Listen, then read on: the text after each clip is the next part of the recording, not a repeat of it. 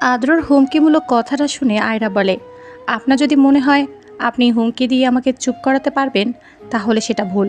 আমি এখনই নিচে গিয়ে সবাইকে বলে দেব আপনাকে আমি চিনি না, আর আমি এই বিয়েও মানি না।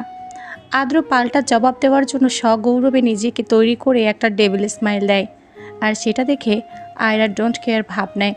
অমনি আদ্র নিজের শার্টের বোতাম খুলতে খুলতে এক পা করে আয়রার দিকে এগোতে থাকে। এটা দেখে আয়রার চোখ বড় বড় হয়ে যায়। বুঝতে পারল রাতের ঘটনা যেহেতু ওই মানুষটা ঘটাতে পেরেছে, তাহলে এখনও যা ইচ্ছে তাই করতে পারে। এর কোনো বিশ্বাস নেই। উপায়ান্তর না পেয়ে আয়রা নিজে আমতা আমতা করে বলে, আহ, আমি কিন্তু চেঁচাবো। আদ্র তার এই কথার ও মুখে কোনো উত্তর দিল না, উল্টো এমন ভাব করলো যেন সে এই কথাকে গায়ে মাখল না। আদ্র আর তার মাঝে দূরত্বটা খুব বেশি নেই। অবস্থা বেগতিক দেখে আয়রা চেঁচিয়ে বলে উঠল, আহ, আমি আপনার সব কথা শুনবো, আপনি যা বলবেন তাই হবে, প্লিজ আমাকে ছেড়ে দিন, আমার সাথে কিছু করবেন না। আয়রা নিজেই লাগাতার চোখ মুখ খিচে বন্ধ করে বলতে থাকে সে আদ্রর সব কথা মানবে। নিজেই নিজের কথা থেকে নড়ে যায় আর ভয়ে ভীত হয়ে থাকে। আর আদ্র শার্টটা খুলে ফ্যানটা জোরে ছেড়ে দিয়ে সোফায় বসে পড়ে। আয়রাকে শুনিয়ে শুনিয়ে বলল, যা গরম পড়েছে না, একেবারে অসহ্য। আয়রা এক চোখ মিটমিট করে খুলে দেখে তার চোখ ছানা বড়া। মানুষটা আয়েশ করে সোফায় বসে আছে। এই মুহূর্তে তার ঠিক কেমন রিয়াক্ট করা উচিত নিজে বুঝতে পারল না, আর রাগটা মুখে প্রকাশ করতে না পেরে মনে মনে বলল, তোর হুমকিতে আমি ভয় পেয়েছি মনে করিস? মোটেও না, তোকে তো আমি ছাড়বই না। আগে আমি নিজে ছাড় পাই একবার। তোর সাথে আমার কোন জন্মের শত্রুতা আছে তোকে বুঝিয়ে দেব, বজ্জাত লোক কোথাকার। হুট করে আদ্র উঠে রুম থেকে বেরিয়ে যায়। আয়রা শুধু তাকিয়ে রইল তার যাওয়ার পানে। তার যাওয়ার পরপরই রুমে ঢুকে তন্নি বলে, ভাবি, কি হয়েছে জানো? কি? তোমার আর ভাইয়ার বিয়ে? মানে? তোমাদের বিয়েটা তো একটা অ্যাক্সিডেন্ট। লোক জানাজানি হলে খারাপ দেখাবে বিষয়টা, তাই সবাই একত্রে ডিসিশন নিয়েছে আজ থেকে 2 দিন পর খুব ধুমধাম করে তোমাদের বিয়ে হবে। কি? খুব চমকালো আয়রা। আরে হ্যাঁ। আয়রা কি করবে বুঝতে পারছে না। তার কাছে মনে হলো কোন এক মানকে চিপায় সে ভালোভাবে পড়ে গেছে। তার আগে এটাও তাকে ভাবাচ্ছে যে পরিবারের লোকজন তাকে রাতেই ঘর থেকে বের করে দিয়েছিল, সকালেই আবার তারা কিভাবে এই লোকটার ঘরে ওনারা আসলো। তন্নি আয়রার শুকনো মুখ দেখে নিজেই মন খারাপ করে বলে, ভাবি, তুমি খুশি হওনি? মানে, আচ্ছা তোমার নাম কি? এটাও ভুলে গেলে? চোখ বড় বড় করে আয়রা মনে কখন রেখেছিল সেটাই ভেবে পেল না। আর আমি তন্নি, তোমার সাথে আজ থেকে প্রায় 8 মাস আগে আদ্র ভাইয়ার বিয়ে ঠিক হয়েছিল, তোমার মনে নেই? আদ্র নামটা শুনে ভরকে গেল আয়রা। ভ্রুকুচকে নিজেকে তন্নি থেকে কিছুটা দূরে সরিয়ে নিয়ে বলে, তুমি এখানে কি করে? তন্নি হাসতে হাসতে বলল, ভাবি, তোমার মাথাটা একেবারে গেছে। না, তোমার দোষী বা এতগুলো মাস গেছে, ভুলে যাওয়াটা স্বাভাবিক। আরে এটা তো আমাদেরই ঘর, আর তুমি এখন আদ্র ভাইয়েরই বউ। কি বললে? এটা সত্যি? তোমার ভাইয়া তো বিয়েটা ক্যান্সেল করে দিয়েছিল, তাহলে আমি ওনার বউ হলাম কিভাবে? মজা করছো না তো তুমি আমার সাথে? ওই লম্বা হাতির মতো লোকটা তোমার ভাই হতেই পারে না। তন্নি কিছু বলতে যাবে অমনি রুমে ঢুকলো আয়রার মা আর চাচি। ওনারা একগাল হেসে বলে, তোকে আমরা দুপুরে আমাদের সাথে নিয়ে যাব, আর তার ঠিক 2 দিন পরে তুই খুব সুন্দর করে বউ হয়ে আসবি এই বাড়িতে, বুঝলি মেয়ে? চাচির কথা শুনে তন্নি বলল, হুম, সেটা তো বলছিলাম আমি ভাবিকে। আর দেখুন না, ভাবি আমার ভাইকেই চিনতে পারছে না, পোড়া কপাল আমার ভাইয়ের। তন্নি কপাল চাপড়ে এমন এমন ঢং ধরে কথাটা বলল যে সবাই হেসে দিল। তখনই রুমে কেউ নেই ভেবে আদ্র ঢুকে পড়ে। সবাইকে দেখে বলে, আরে ভাইয়া, এদিকে আয়। এই দেখ, তোর বউ তোকে চিনতে পারছে না, একটু তোর ইন্ট্রোডিউসটা ভাবিকে দে তো। আদ্র প্রতি উত্তরে মুচকি হাসলো। অন্যদিকে আয়রা অবাকের চূড়ান্ত পর্যায়ে পৌঁছালো তার সামনে দাঁড়িয়ে থাকা মানুষটাকে দেখে। চোখ দুটো যেন এবার সত্যি সত্যি কোটো থেকে বেরিয়ে যাচ্ছে। এটা যে আদ্র কল্পনায়ও ছিল না তার। দুপুরে খাওয়া দাওয়া শেষে আয়রাকে নিয়ে নিজ বাড়িতে চলে যায় ওনারা। এর মাঝেই তন্নির সাথে খুব ভাব জমে গেছে আয়রার। এত মিশুক মেয়েটা চলে যাবার আগে বলে দিয়েছে, খুব মিস করবো তোমাকে ভাবে। কথাটা বলার ফাঁকে তন্নির থেকে জেনে নিয়েছে তার বাবা মারা এখানে কিভাবে এলো। সব শুনে শকড হয়ে যায় সে। বিশ্বাসই করতে পারছে না এসব সত্য আর বাস্তব। তবে আদ্রর দুরূপের মধ্যে কোনটা আসল কোনটা নকল নিজে কনফিউশনে ডুবে যায়। এই আদ্রর সাথে 8 মাস আগের তার সেই আদ্রর একদমই মিল পাচ্ছে না সে। সন্ধ্যায় নিজের রুমের মধ্যে পায়চারি করতে থাকে আয়রা। সব কিছু শোনার পর সে সিদ্ধান্তহীনতায় ভুগছে বেশি। তার কোনটা করণীয় উচিত নিজেও বুঝতে পারছে না। একবার মনে হচ্ছে এই বিয়ে ভেঙে দিবে, কিন্তু সেটা কিভাবে? আদ্র যেভাবে সকলকে বুঝ দিয়েছে, এতে করে কেউ এই বিয়েটা না করবে না, এটা সে নিশ্চিত। তার উপর আদ্র যে রাতে তাকে কী সব যেন বলেছিল সেটাও মনে করতে পারছিল না। একবার মনে হচ্ছে আদ্র ভালো, তো আবার মনে হচ্ছে খারাপ। নিজের একটা ব্যক্তিগত ডায়েরিটা হাতে নেয় সে, আর অমনি হাত ফসকে ডায়েরিটা নিচে পড়ে যায়। সঙ্গে দুটো ছবি, ও ছবি দুটোতে থাকা স্থির মানুষটাকে 8 মাস আগে মনের অজান্তে ভালোবেসে ফেলেছিল সে। যখন শোনে বিয়েটা ক্যান্সেল, তো মন ভেঙে যায়। জীবনে প্রথম কাউকে ভালো লেগেছিল তার, আর সেই মানুষটাই এই আদ্র। যখন বিয়েটা হবে না জানলো, সব কিছু শেষ হয়ে যায়। আর মনের ওপর জোর খাটিয়ে মাটি চাপা দিয়ে থাকে নিজের অপ্রকাশিত ও অনাকাঙ্ক্ষিত ভালোবাসা। কে? এতগুলো মাসে ডায়েরিটা খুলেও দেখা হয়নি। ধুলো জমে একাকার হয়ে মিশে আছে ডায়েরির উল্লেখ্য প্রত্যেকটা শব্দের সাথে। কিভাবে আদ্রকে মন থেকে মুছে ফেলছিল সে জানে, কিন্তু পুরনো ক্ষতটা আবার ঝকঝকে করে দিতে আসলো কেন আদ্র? আর আসলোই যখন, তখন এমন করে কেন? তখন বিয়ে না করে দিয়ে এখন এই বিয়েটা কেন? এই সব কেন, এর উত্তরগুলো খুঁজতে ব্যস্ত হয়ে যায় আয়রা। মানুষটাকে একটু জিজ্ঞেস করবে তার সময়ও হয়ে ওঠেনি।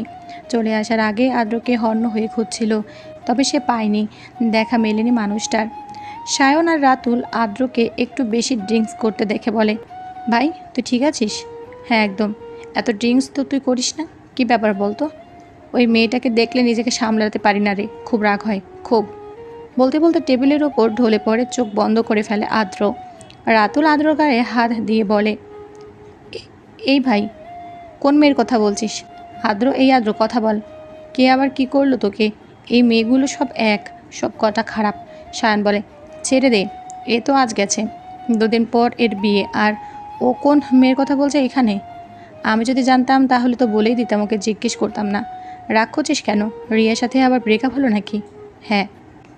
এমনিতে তো মেয়েদের খুব বড় ভক্ত রাতুল, তার মুখে আজ বেসুরের গান বাজতে দেখে সায়ন বুঝে গেছে সে আবার ব্রেকআপ করেছে। ভাই, তোদের রিলেশনটা কেমন একটু বলতো? দিনে 24 ঘন্টার মধ্যে 16 ঘন্টায় তোরা ব্রেকআপ খেলিস। ভালো না লাগলে ছেড়ে দে, দুনিয়া আরও জোস জোস মেয়ে আছে মামা। শাওনের এই কথাটা একদম পছন্দ হলো না রাতুলের। হুট করে তাদের কথাগুলোর মধ্যে আদ্র নেশার ঘরে বলল, মেয়েরা হচ্ছে ছলনাময়ী। সায়ন আর রাতুল দুজনার দিকে তাকিয়ে হাসতে হাসতে বলল, আদ্রর মুখে তো শ্যামলদার ডায়লগ ডাউনলোড হয়ে গেছে রে। Have a relax, you not for mind.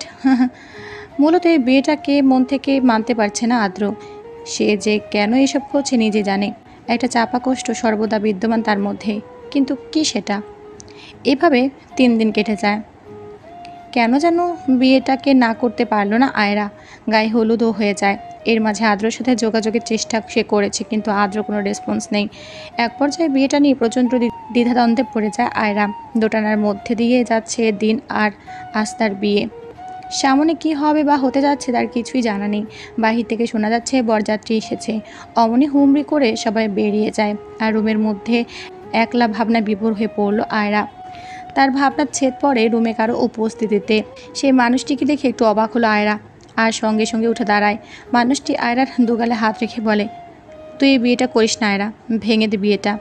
Ayra মানুষটার কথা শুনে নিজেকে কিছুটা দূরে সরিয়ে নিল দেখে ফের সেই ব্যক্তি বলে উঠল, তুই আমার সাথে পালিয়ে চল, তোকে আমি অনেক আগে থেকে ভালোবাসি, কিন্তু বলতে পারিনি, মানে সুযোগ হয়ে ওঠেনি।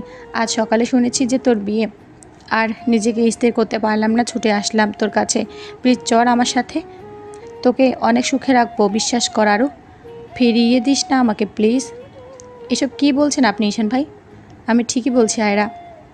আয়রা ভাবছি ঈশানকে এই বাড়িতেই বা কে ঢুকতে দিল। সম্পর্কে সে তার ফুফাতো ভাই। আজ থেকে প্রায় 6 বছর আগে এই ঈশান একটা অঘটন ঘটিয়েছিল আয়রার কাজের মীরার সাথে। সেই থেকে তাদের সম্পর্কটা খারাপ হয়ে গিয়েছিল, আর আজ তাকে এই মানুষটা ভালোবাসার কথা বলছে। তার উপর পালিয়ে যাওয়ার কথা তো থাকছেই। এত বড় সাহস ঈশানের! আপনি এখানে আসলেন কি করে? মীরার সাথে অসভ্যতামি করার চেষ্টা করেছিলেন আপনি, সেটা কি ভুলে গেছেন? আমি সেদিন তোর কাছে আসতে চেয়েছিলাম, আর ভুল করে মীরার রুমে চলে গেছি। কি বললাম তো, বহুদিন আগ থেকে তোকে ভালোবাসি। ঈশান আয়রার হাত নিজের হাতের মুঠোয় নিয়ে বলছিল। আয়রা ছিটকে নিজের হাত দূরে সরিয়ে নেয়, আর ক্ষিপ্ত হয়ে বলল, তার মানে আপনি সেদিন আমার সাথে অসভ্যতামি করতে চেয়েছিলেন? ছি, আপনি সেটা আমার রুমে আমার সামনে দাঁড়িয়ে সসাহসের সাথে বলছেন কি করে? আমি এক্ষুনি সবাইকে রাখছি। আয়রা রুম থেকে বেরোতে নিবি, অমনি ঈশান তার হাত টেনে ধরে রেগে গিয়ে বলে, ভালোই ভালো বলছি, তাই কানে যাচ্ছে না তাই না? খারাপ রূপটা দেখবি। আয়রার সাথে জবরদস্তি শুরু করে সে। যত যাই হোক, একটা ছেলে শক্তির কাছে একটা মেয়ে কিছুই না। আয়রা ও ঈশানের সাথে পেরে উঠছিল না। তার ওপর রুমে একা হওয়ায় ভয় কাজ করতে শুরু করলো। সে মনে মনে আল্লাহকে ডাকতে শুরু করে। এমন সময় রাশেদা হুট করে রুমে ঢোকে আর ঈশানকে আয়রার সাথে জোরাজোরি করতে দেখে গিয়ে সজোরে চড় বসিয়েতে তার গালে। বেচারা চড় খেয়ে তাল সামলাতে পারল না। তোর এত বড় সাহস! ভাগ্য ভালো আজকে আয়রার বিয়ে, না হলে আজকে তোকে পিটিয়ে টুকরো টুকরো করে ফেলতাম। প্রথমে আমার মেয়ের দিকে হাত বাড়িয়ে যে দুঃসাহস তুই দেখিয়েছিলি, তার জন্য তোর বেঁচে থাকাটা অনেক বড় ভাগ্যের ব্যাপার ছিল। আর সেই কাজটাই আবার আয়রার সাথে করতে চেয়েছিস। তোর কলিজা কত বড় রে! আরও কয়েকটা চড় মারে তার গালে। চুপচাপ চড়গুলো হজম করতে থাকে। যদি নিজের খারাপ না চাস তো এক্ষুনি এই বাড়ি থেকে বেরিয়ে যা, আর কখনো যাতে তোকে আয়রার ত্রিসীমানায় না দেখা যায়। ঈশান ক্ষুব্ধ দৃষ্টিতে দুজনার দিকে রাগের বর্ষণ করে রাগে হন হন করে বেরিয়ে চলে যায়। আর আয়রা ভয়ে তার চাচিকে জড়িয়ে ধরে কান্না শুরু করে দেয়। এত ভয় পেয়েছিল যা বলার বাহিরে। তার উপর ঈশান তার সাথে অসভ্যতামি করার চেষ্টা করেছিল দেখে ভয়ে গায়ের কাঁপুনি ছুটে গেছে। সে রুমে একা থাকায় ভয়ে মাত্রা তীব্র বেগে বেড়ে গিয়েছিল। আর একটু দেরি হলে কি হতে পারতো ভেবেই ভয়ে প্রাণ যায় যায় অবস্থা। আয়রার কান্না দেখে তিনি বললেন, তুই আমাকে ডাকলি না কেন? এই কথার উত্তর দিতে যাবে তখনই রুমে আগমন হয় তন্নির। খুশি লাগছে তার। এই খুশিতে এক পায়ে দাঁড়িয়ে আছে যেন। ভাবি, ফাইনালি তুমি আজকে আমাদের বাড়িতে সারা জীবনের জন্য ভাইয়ার জীবনসঙ্গী হিসেবে যাচ্ছ। আমার যে কত খুশি লাগছে না, তোমাকে বলে বোঝাতে পারবো না। সে কথাটা বলে আয়রার সামনে চোখ ফেরাতেই দেখে আয়রার চোখে পানি। চোখ দুটো অস্বাভাবিক বড় করে বলল, এ কি, তুমি কাঁদছো কেন? ভাবি, আরে ওকে? রাশেদা আয়রার হাত টেনে ধরে তাকে কিছু একটা ইশারা করে। তার চোখের পানি নিজে আলতো করে মুছে দিয়ে বলে, সবাইকে ছেড়ে যাবে তো তাই কষ্ট হচ্ছে বুঝলে। ওহো, এটা কোনো রিজন হলো? দেখি ভাবে, হাসো তো। মেকআপের আগে কান্না শুরু করেছো, পরে কি হবে বলো তো? আয়রা কোনো উত্তর দিল না। তুমি তো একদমই চলে যাচ্ছ না তাই না? আবার তোমার যখন ইচ্ছা হবে তখন তুমি আসতে পারবে, কোনো বাধা নেই। তন্নি নিজে থেকে যথাসাধ্য আয়রাকে হাসাতে চেষ্টা করে। এক সময় আয়রা ফিক করে হেসেও দেয়। রাতুল আর সায়ন আদ্র দুপাশে বসে আছে। এক পর্যায়ে রাতুল ফিসফিস করে আদ্রর কানে কানে বলে, ভাই, তুই কাল নিশার ঘরে বললি মেয়েরা ছলনাময়ী, তাহলে বিয়ে করছিস কেন? আদ্র সোজাসুজি নাকচ না করে কথাটা যে বলল তার মুখের দিকে তাকিয়ে বলে, কই, কখন বলেছি? আরে ভাই, তুই এই কথাটা সত্যি বলেছিস? আমার তো কিছু মনে নেই। ওয়েট, আমি সায়নকে বলছি, দেখবি সেও বলবে তুই গতকাল এই কথাটা বলেছিস না কি না। সে সায়নকে জিজ্ঞেস করতেও বলল, কই না তো, আমি তো শুনিনি। এই ভাই, তুই অস্বীকার কেন করছিস? তোর মনে নেই আমরা ওই কথাটা শুনে কতটা অবাক হয়ে ওর দিকে তাকিয়েছিলাম? ইভেন আদ্র, শোন, আমরা তোর বলা কথাটা নিয়ে খুব হেসেছিও। সায়ন ওকে এমন কেন করলো বুঝলো না রাতুল। অন্যদিকে অস্বীকার করার রাগও হয়। দুজনের বিশ্বযুদ্ধ শুরু হয়ে যাবে এমন কিছু আজ করতে পেরে আদ্র বলে, কি শুরু করলি তোরা? আমার বিয়েটা তো বরবাদ করে দিবি রে ভাই, থাম একটু। ও না করলো কেন বল? আহা বাদ দে তো। ওকে ফাইন, বাদ দিলাম। তুই ভাবিকে আমাদের দেখালি না কেন, সেটা বলতো। নিজেরাই তো দেখতে পাবি, তাই আর আমি কষ্ট করলাম না। সায়ন আগের কথা বাদ দিয়ে এই প্রসঙ্গে বলে উঠল, এখন দেখবো তা তো আমি জানি, কিন্তু তুই গায়ে হলুদেও ভাবির পিক দেখাসনি। তন্নিকে দেখাতে বললাম তাও না করে দিলি কেন ভাই? আমি তো কিছু বুঝতে পারলাম না। ঠিক বলেছিস, আমিও তন্নির কাছে গিয়েছিলাম, ও বলল এই বেটা নাকি আমাদের দেখাতে না করেছে। চল তো রাতুল, আমরা নিজেরাই গিয়ে এখন দেখে আসি। আদৌ তাদের বাধা দেয় কিন্তু কেউ শুনল না। জোরপূর্বক গিয়েও কোনো লাভ হলো না। দেখা মেরে নিয়ে মেয়েগুলো ঢুকতেই দিল না। চোখ ছোট করে তাদের দুজনকে ফিরে আসতে দেখে আদ্র বুঝে যায় আসল কাহিনী, আর মনে মনে হাসতে থাকে।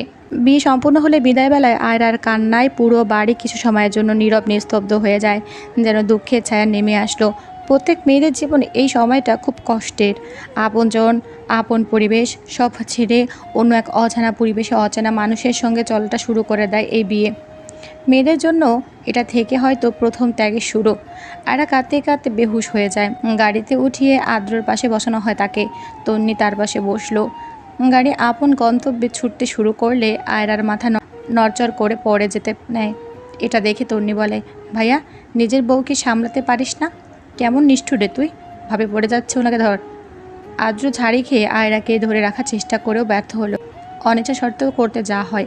কাজ হচ্ছে না দেখে তন্নি আদ্রর হাতে চিমটি কেটে বলে, একটু রোমান্টিক রোবট কোথাকার। ভাবের মাথাটা তোর বুকে নিতে পারিস না? এগুলো আমাকে শিখিয়ে দিতে হবে? তোকে বিয়ে করে ভাবের লাইফ বরবাদ হয়ে গেছে। আই এম শিওর তুই ওনার জীবন তেজপাতা করে ছাড়বি। আদ্র বড় বড় চোখ করে তাকালো। একটা কৃত্রিম আবরণ মেকআপ করার কারণে আয়রার চেহারা একটু চেঞ্জ দেখাচ্ছে দেখে রাতুল আর সায়ন তাদের চেনা মুখটিকেও এত কাছ থেকে দেখেও চিনতে পারল না। বাড়িতে পৌঁছানোর 1 ঘন্টা পর জ্ঞান ফেরা আয়রার। আর ভারী গহনা আর লেহেঙ্গা পরে থাকায় গরমে অবস্থা আরও খারাপ হয়ে যাচ্ছে দেখে তন্নি একটা সুন্দর নীল রঙের জামদানি শাড়ি বের করে আয়রাকে দেয়। শাড়ি পরতে না পারা সত্ত্বেও সে ওয়াশরুমে ঢুকে যায়। আর শেষে খুব চেষ্টা করেও শাড়িটা পরতে সক্ষম হলো না। আদ্র অন্য রুমে বসে ল্যাপটপে কী যেন করছিল, অমনি তার দুজন জানে জিগার বন্ধু আগমন ঘটল। একজন এসে আদ্রকে উদ্দেশ্য করে বলল, ভাই তুই জিতেছিস। আদ্র আর চোখে তাকালো। ভাবি খুব সুন্দরী। রাতুল বলল, তুই ওর বইয়ের দিকে নজর দিসনি তো? মুখ সামলে কথা বল রাতুল।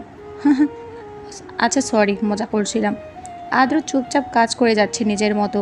আর এই দুইটার বকবক করা বন্ধই হচ্ছে না। কিরে ভাই, মুখ এমন বাংলা পাঁচের মতো করে রেখেছিস কেন? সে তখন থেকে খেয়াল করছি। কি ব্যাপার বলতো? আদ্র বলল, তোদের কথা শেষ হলে এখান থেকে বের হয়ে যা। বাপরে, যেন বাসর ঘর থেকে তাড়িয়ে দিচ্ছিস। বকবক করে আমার মাথা খারাপ করে দিস না। অফিসের একটা গুরুত্বপূর্ণ কাজ করছি, এখান থেকে যা। তন্নিও শাড়ি পরতে জানে না, তাই সুলতানাকে ডেকে নিয়ে আসে। উনি প্রথমে হাসেন, পরে সযত্নে শাড়িটা পরিয়ে দিয়ে চলে যান। আদ্র তাড়িয়ে দিচ্ছে দেখে দুজন বলল, যাই তোর বইয়ের কাছে নালিশ দিয়ে আসে। ঠিক বলেছিস তুই সায়ন। আই হোপ ভাবি আমাদের সাথে থাকবে।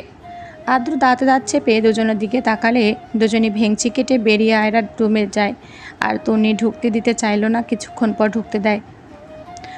আর রুমে ঢুকেই আয়রাকে দেখে সায়ন আর রাতুল দুজনার চোখ যেন চানা পড়া। একসাথে দুজনার একই প্রশ্ন, আয়রা এখানে কিন্তু কি করে? রাতুল আর সায়ন দুজনের মুখোমুখি দাঁড়িয়ে উত্তর মেলাতে ব্যস্ত হয়ে পড়ছিল। এটা দেখে তন্নি বলল, কি হয়েছে তোমাদের? ভাবিকে দেখতে এসে মনে হয় আশেপাশে কোথাও ভূত দেখলে। ভূত না, কিন্তু যা দেখেছি তা কি সত্যি? অফকোর্স সত্যি, কিন্তু জানার বিষয় এটা যে তোমরা দেখছোটা কি? সেটাই, যেটা দু চোখ দেখলো। তারা দুজন আয়রা পাশে বসলো। আয়রাও তাদের দেখে হেলদোল কোনো রকম ব্যতিক্রম হলো না। মূলত সে চিনতেই পারেনি, উল্টো তাদের দুজনার কথায় কি রিয়েক্ট করা উচিত তা ভেবেই কোনো কুলকিনারা পেল না। আয়রা কিছু বলল না। তাদের দুজনের মধ্য থেকে একজন বলে, আয়রা তুমি এখানে কি করে? আমার তো বিশ্বাসই হচ্ছে না যে তোমার বিয়ে আদ্রুর সাথে হয়েছে। আয়রা আস্তে করে বলল, মানে ঠিক বুঝলাম না ভাইয়া। আমাদের ভুলে গেলে তুমি? রাতুল, সায়ন, জিসান, এই তিনজনকে চিনতে না তুমি? তন্নি তাদের কথার কোনো অর্থ বুঝে উঠতে পারল না, আর না তো বুঝলো তাদের কথার আগামাথা। খুব মনোযোগ সহকারে শুনলো, তাতেও কাজ হয়নি। এক মিনিট, তোমরা কি ভাবিকে আগে থেকে জানো? হ্যাঁ চিনি। কীভাবে চেনো? আয়রা নামগুলো শুনে অবাক হয়ে তাদের দিকে তাকালো। ভাবতে থাক, আজ থেকে 3 বছর আগে সে দেখেছিল মানুষগুলোকে, আর এখন প্রায় 2 বছর পর আবারও দেখা। মানুষের জীবনে এমন কিছু ঘটনা অনাকাঙ্ক্ষিতভাবে ঘটে যায় যা কখনো ভোলা যায় না। আর কিছু কিছু মানুষ ও স্মৃতিতে এমনভাবে গেঁথে যায় যে তাদের মুখগুলো সামনে দেখলে অটোমেটিক চেনা যায়। কিন্তু আয়রা প্রথমে চিনতে না পারলে এখন চিনতে পেরেছে। এই কয়েক বছরে তাদের চেহারার হালকা পরিবর্তন লক্ষ্য করা যায়। এই জন্যে হয়তো চিনতে পারেনি ভেবে নিজেকে বুঝতে দিল আয়রা। তন্নি উত্তর না পেয়ে বলল, কি হলো, কেউ বলছো না যে? আয়রা তাদের বলতে না দিয়ে নিজে বলল, আমি যে ভার্সিটিতে পড়তাম তখন ওনারা সেখানকার সিনিয়র ছিলেন, ওভাবে চিনতাম। ঠিক বলেছ। আশ্চর্য, তাহলে তোমরা বিয়ের আগে ভাবির পিক দেখোনি, তখন চিনতে পারলে না, আর এখন চিনছো? তোমাদের বউ পাগলা ভাই আমাদের দেখতে দিলে তো দেখবো, তাই না? ও তো আমাদের দেখায়নি। কি, কেন? এটা তো ওই ভালো জানে, জিজ্ঞেস করে আসছি। ওয়েট। রাতুল আর সায়ন আরও কিছুক্ষণ কথা বলে চলে যায়। তন্নি আয়রাকে বলল, ভাইয়া এমনটা করেছে তোমার মনে হয়? আমার মনে হচ্ছে ওনারা আমার নিরীহ ভাইটার নামে মিথ্যা কথা বলছে। মিথ্যা কেন বলবে? কি জানি, ধুর, বাদ দাও। একটা কথা তো মিথ্যাই, আমার ভাই মোটেও বউ পাগলা না। ও তো একটা কি রোবট একটা। কিভাবে? শোনো তাহলে। তন্নির বলা শেষ হলে দুজন বেশ হাসে। তবে আমি কনফিউজ যে এই রোবটটা আমাকে ভালোবাসে। আচ্ছা তন্নি, এই দুজন তোমাদের সম্পর্কে কেউ হয়? মানে আমি বলতে চাইছি তোমাদের কোনো রিলেটিভ? কোন দুজন? এই যে একটু আগে 2টা ভাইয়া গেল। আরে এরা তো ভাইয়ের বন্ধু, সেই ছোটোবেলা থেকে। ও আচ্ছা। আরা ভাবতে থাকলো ওদের বন্ধুদের মধ্যে তো 3 জনই ছিল। আদ্র খোদা থেকে আসলো। রাতুল, সায়ন আর জিসান, এই 3 জনকে জানতো আয়রা। আদ্রকে তো কখনো দেখেওনি, কীভাবে বন্ধু হলো? আর হলো কখনো কেনই বা দেখলো না? সায়ন আর রাতুল গিয়েও আর আদ্রকে পেল না। বাসর রাত নিয়ে কোনো ফিলিংস নেই আদ্রর মাঝে। সবাইকে ফাঁকি দিয়ে সে ছাদে বসে আকাশ দেখতে ব্যস্ত থাকলো। এই দুদিনে বিয়ে নিয়ে কোনো আনন্দ ছিল না তার মনে, যা ছিল প্রতিশোধ নেওয়ার নেশা। এদিকে সুলতানা এসে আয়রাকে খাইয়ে দিয়ে চলে যায়। বাসর ঘরে তাকে নিয়ে এসে বসানো হয় রাত 12টায়। সে এখন অপেক্ষা করতে থাকে মিস্টার রোবটের আসার জন্য। তন্নির থেকে আদ্র কেমন তা জানার পর তার বিশ্বাস হয়ে গেছে এই লোকটার ভেতর কোনো ফিলিংসই নেই। তাকে ভালোবেসেছিল আয়রা, তা ভেবেই নিজের ডিপ্রেশনে চলে যায়। তাছাড়া ও বলেছিল তাকে ভালোবেসেই সেদিন রাতে গিয়েছিল। তাহলে রাতের কথাগুলো কী ছিল? এক পয়েন্টের সাথে অন্য পয়েন্টের কোনো মিল নেই। ঠিক এই জায়গায় এসে মনে হচ্ছে কোনো এক গণ্ডগোল আছে, এটা নিয়ে নিশ্চিত আয়রা। তবে আজ ভাবলো আদ্রকে এসে জিজ্ঞেস করবে নিচে, আর ভয় পাবে না, কেননা সাহস এসে। আদ্র রুমে আসলো ঠিকই, তবে আয়রাকে কিছু বলল না। শুধু বিছানা থেকে বালিশ আর কাঁথাটা নিয়ে সোফায় চলে যায় আর সেখানে গিয়ে চুপচাপ শুয়ে পড়ে। আয়রা ড্যাপ ড্যাপ চোখে তা শুধু দেখলো। আদ্র কোনো কিছু না বলে ঘুমানোর চেষ্টায় বদ্ধ থাকলো নিজের মতোই। কেটে গেল আরও কিছু মুহূর্ত। আয়রা উঠে গুটি গুটি পায়ে এগিয়ে আসলো আদ্রর দিকে। মানুষটার চেহারায় আলাদা মায়া আছে। কেন এমন করলো আদ্র তাই ভাবতে থাকলো। শেষে ভেবে না পেয়ে বিছানায় গিয়ে নিজেই শুয়ে পড়লো। সারাদিনের সব কিছু শেষে এই মুহূর্তে নিজেকে ক্লান্ত লাগছে বেশ। আদ্র আসলে তাকে জিজ্ঞেস করবে ভেবেই এতক্ষণ জেগেছিল, বাট সেও যখন ঘুমিয়ে পড়ল তারও আর জেগে থেকে কোনো কাজ নেই ভেবে নিজেই ঘুমের দেশে তলিয়ে যায়। এদিকে অনেক চেষ্টা করেও ঘুম আসলো না আদ্রর, কারণ একটাই, সোফায় ঘুমানোর অভ্যাস তার নেই। তাই ইচ্ছে না থাকা সত্ত্বেও বিছানার দিকে এগিয়ে যায় আর দেখে আয়রা গুটিসুটি মেরে ঘুমাচ্ছে। একটা কোল বালিশ নিয়ে এসে মাঝখানে রেখে দিয়ে একপাশে শুয়ে পড়ে সে। দুজনে ঘুমের রাজ্যে পাড়ি জমায়। সকালে ঘুম আগে ভাঙলো আয়রার, আর বিশাল দেহি শক্ত হাত জাতীয় কিছু তাকে জাপড়ে ধরে থাকতে খেয়াল করলো। সে আর কেউ নয়, আদ্রই। কিছুটা সময় পরে এটা লক্ষ্য করলো আয়রা। এই মুহূর্তে আদ্রর বুকে মাথা রেখে শুয়ে আছে সে। এটা লক্ষ্য করতে আয়রার চোখ দুটো অস্বাভাবিক বড় হয়ে যায় আর তাড়াহুড়ো করে উঠে বসে। আচমকা এমন করায় আদ্রর গভীর ঘুমেও ফাটল ধরল। কাঁচা ঘুম ভেঙে যেতে ভীষণ রাগ হয় মানুষটার। রক্তচক্ষু নিয়ে আয়রার দিকে তাকায় সে। আয়রা নিজেকে সামলে নেয়, ক্ষিপ্ত চোখ জোড়ায় রাগের মিশ্রণ দেখতে পেয়ে বলে, ভাগ্যিস চোখ দিয়ে কাউকে খেয়ে ফেলা চায় না, তা না হলে কবে যে আমাকে মস্ত বড় হাতিটা এক নিঃশ্বাসে নিজেই গিলে ফেলতো কে জানে। আয়রা ভেবেছিল তার কথা শুনে আদ্র রিয়াক্ট করবে আর তাকে রেগে গিয়ে কিছু বলবে, কিন্তু না, তেমন কিছু হলো না। আদ্র ভদ্র ছেলের মতো ওয়াশরুমে ঢুকে যায়। আয়রা নিজেই নিজেকে বলতে থাকলো, এটা কি হলো? উনি কিছু বললেন না কেন? কি চলে এই রোবটের মনে? আমাকে জানতেই হবে। থাক বাবা, আমার আজ উঠে কাজ নেই, আমি বরং ঘুমাই। আয়রা আবার শুয়ে পড়লো আর ঘুম ভাঙলো দরজায় কারো টোকা পড়ায়। তন্নি এসে তাড়া দিয়ে বলে যায় তাকে ফ্রেশ হতে। আর মোড়া ভেঙে আয়রা ওয়াশরুমে চলে, আবার কিছুক্ষণ পর বেরিয়েও আসে। তারপর ভাবলো একবার বাড়িতে ফোন দিলে কেমন হয়, সবার সাথে কথা বলা যাবে, না ভালোই হয়। সকাল সকাল মাইন্ডটা ফ্রেশ হয়ে যাবে। যেই ভাবা সেই কাজ। কল দেওয়ার জন্য তো এবার ফোন দরকার, কিন্তু ফোন কই পাবে সে? তার ফোনটা তো তার সাথে নিয়েও আসেনি। হায় রে বলে মাথায় হাত দিয়ে বিছানায় বসে পড়ে আয়রা। আর হঠাৎ করে চোখ যায় ড্রেসিং টেবিলের ওপর, যেখানে একটা ফোন রাখা। আর দেরি করলো না, উঠেই ফোনটা হাতে নেয়। দেখলো ফোনটা আদ্রটি, কোনো লক দেওয়া নেই দেখে আয়রা নিজেই বলল, আশ্চর্য, ফোনে কি নিজের গুরুত্বপূর্ণ কিছু নেই নাকি? একটা লক তো দিতে পারতো নাকি? যাকগে, এখন আমার জন্য তো ভালোই হলো, কল দিই, ব্যালেন্স আছে কিনা দেখি। আয়রার মন রীতিমতো আঁকুপাকু করছে গ্যালারিতে যাওয়ার জন্য, কিন্তু আরেকজনের ফোন অনুমতি ব্যতীত গ্যালারিতে যাওয়া ঠিক হবে না ভেবে বেলকনিতে গিয়ে নাম্বার মুখস্থ থাকায় কল দেয় সে। আর একে একে সবার সাথে কথা বলে নেয়। প্রায় 1.5 ঘন্টার মতো সবার সাথে কিছুক্ষণ হাসি কান্না খুনসুটির মধ্যে দিয়ে কেটে যায়। সকাল সকাল সবার সাথে কথা বলে আয়রার মনটাও ফুরফুরে হয়ে যায়। যেই না ও ফোনটা যেখানে ছিল সেখানে রাখার জন্য পেছনে ফেরে, আর অমনি দেখে